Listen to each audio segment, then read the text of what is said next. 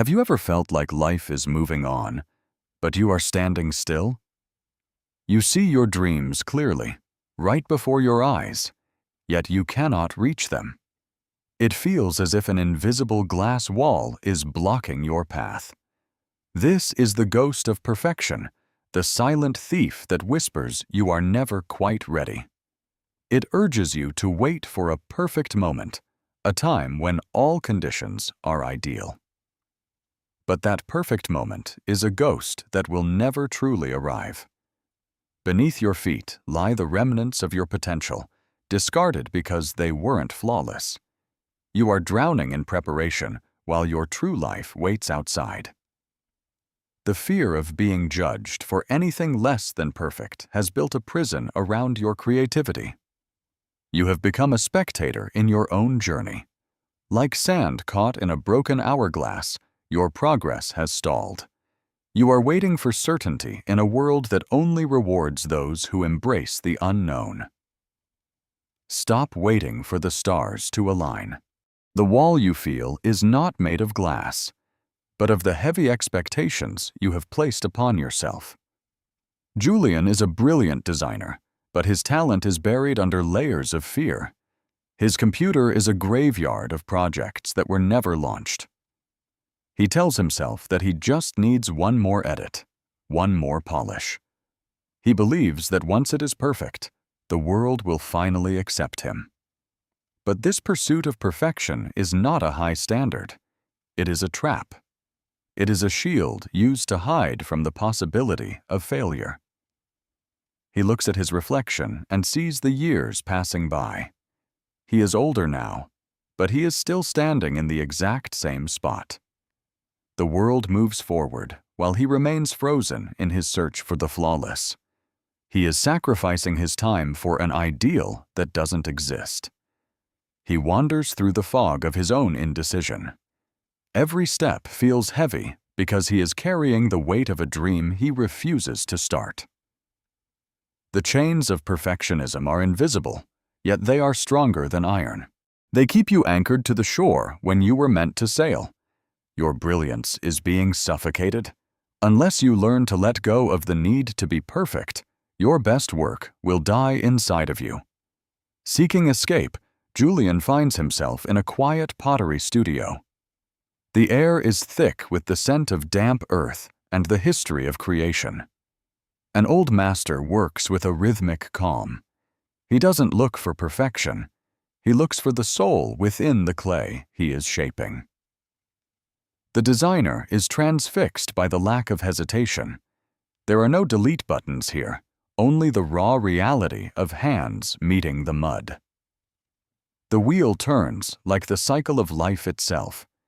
It is a process of constant adjustment, where mistakes are simply invitations for a new direction. The master shows Julian a bowl repaired with gold. He speaks of Kintsugi, the art of finding beauty in the broken and the repaired.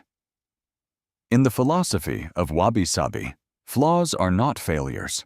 They are the story of the object, the evidence of its survival and its unique character. He tells Julian that perfection is the end of the road, but imperfection is the beginning of life. It leaves room for growth and light. For the first time in years, Julian feels the urge to create without a plan. The pressure of the blank screen begins to melt away. The master offers him a simple challenge. Do not try to make it right. Just try to make it, and see what happens next. This raw material is like your potential. It doesn't need to be perfect to be real. It only needs to be touched by your hands. He begins to work, his movements stiff at first. He is terrified of making a mistake, of ruining the shape before it even begins. The clay fails to take shape. In his mind, the old voice of criticism returns, telling him he should stop before he looks even more foolish. But the master encourages him to fail on purpose. He calls it proactive creative error, the act of making mistakes to learn the limits. He starts to play. He realizes that when he stops trying to be perfect, he finally becomes free to explore the possibilities of the medium. The fear that once paralyzed him is being replaced by a sense of wonder. He is no longer an observer. He is a creator. Inside his mind, the old neural pathways of fear are breaking. He is rewiring his brain to value the process over the final result. He takes this lesson back to his drawings. He scribbles without looking, letting the charcoal move wildly across the page without any judgment. From the mess, a new kind of beauty emerges. It has a soul that his polished digital designs always lacked. It feels truly alive. He understands now that creation is supposed to be messy. You cannot have the masterpiece without the mud and the failed attempts. The ghost of perfection has been banished by the reality of action. He is ready to return to his world with a new heart. Julian returns to his desk, but he is a different man. His workspace is now a laboratory for experimentation rather than a museum of fear. He sets a new rule for himself. For the next month, he will do one thing every single day that makes him feel uncomfortable. The challenge begins. He stops waiting for the courage to feel ready and starts building courage through the act of doing the work. On day 5, he records a video of his raw ideas. He doesn't use filters or scripts. He just shares his truth, flaws and all. He hits upload before he can change his mind. The rush of adrenaline is not from being perfect, but from being brave enough to be seen. He reaches out to partners he once feared. He realizes that people value his vision and his honesty more than a polished, soulless presentation. He embraces the struggle of learning.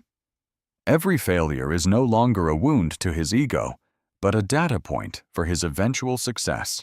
The invisible glass wall has vanished.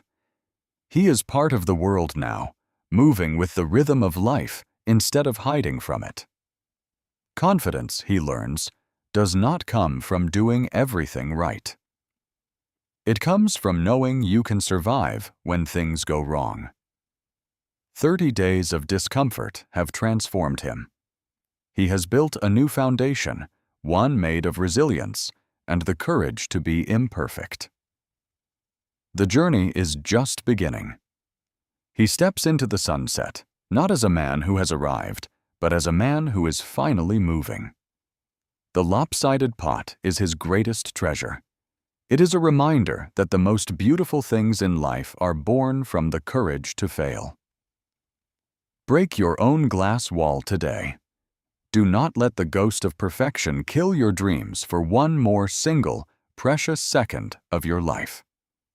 The time will never be perfect. The conditions will never be ideal. Start now, start messy, but for the sake of your soul, just start.